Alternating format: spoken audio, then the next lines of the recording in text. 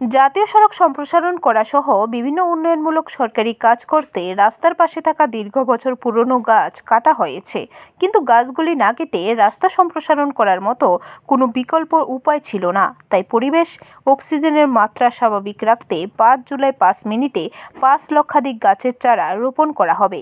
এ বিষয় নিয়ে এখন পর্যন্ত স্কুল, কলেজ, সামাজিক সংস্থা, সেনাবাহিনী সহ বিভিন্ন দপ্তরের প্রশাসনিক কর্মীদের সাথে আলোচনা হয়েছে। সেদিন এই 5 লক্ষ গাছের চারা রোপণ করা হবে। মঙ্গলবার সচিবালয়ে সাংবাদিক সম্মেলন করে বনমন্ত্রী অনিমেষ দেববর্মা এই কথা জানান। তিনি বলেন, অন্যান্য রাজ্যের একটি ফুলের বাগান গড়ে তোলা হবে ত্রিপুরা রাজ্যে। এই ফুলের বাগানটি উত্তর পূর্বাঞ্চলের মধ্যে সর্ববৃহৎ ফুলের বাগান হবে। এর জন্য জমি নির্ধারণ করা হয়ে গেছে। খোয়াই জেলার টাকচায়ার তুলাশিকর ফরেস্ট রেঞ্জে গড়ে উঠবে এই ফুল বাগান। এতে যদি সফলতা আসে তাহলে রাজ্যের অন্যান্য জেলাতেও এমন ফুল বাগান গড়ে তোলা হবে বলে জানান তিনি। প্রকাশ হয়ে গেছে যে এই মন্ত্রিত্ব নিয়ে আপনি খুশি নন, আপনি বেশ কিছু অন্য মন্ত্রিত্ব বা অন্য ডিপার্টমেন্ট চেয়েছিলেন, আর আজকে আপনি প্রথম প্রেস মিটে বেশ কিছু সিদ্ধান্ত নিয়েছেন, মানে আপনি কি এই পথটা মানিয়ে যাচ্ছেন? আমি বলেছি যে I am not happy only with this department.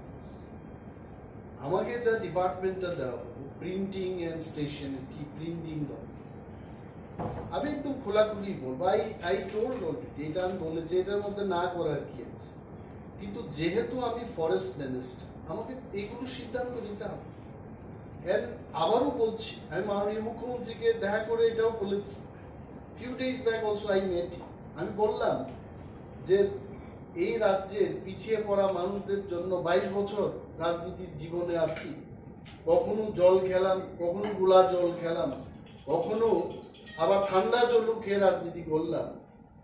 দপ্তরটাকে কিছু ভালো দপ্তর দিন, যাতে করে ওই মানুষদের জন্য, গ্রামের মানুষের জন্য যেন আমি কিছু করি। বললাম এটা। ব্যুরো রিপোর্ট, খবর ত্রিপুরা।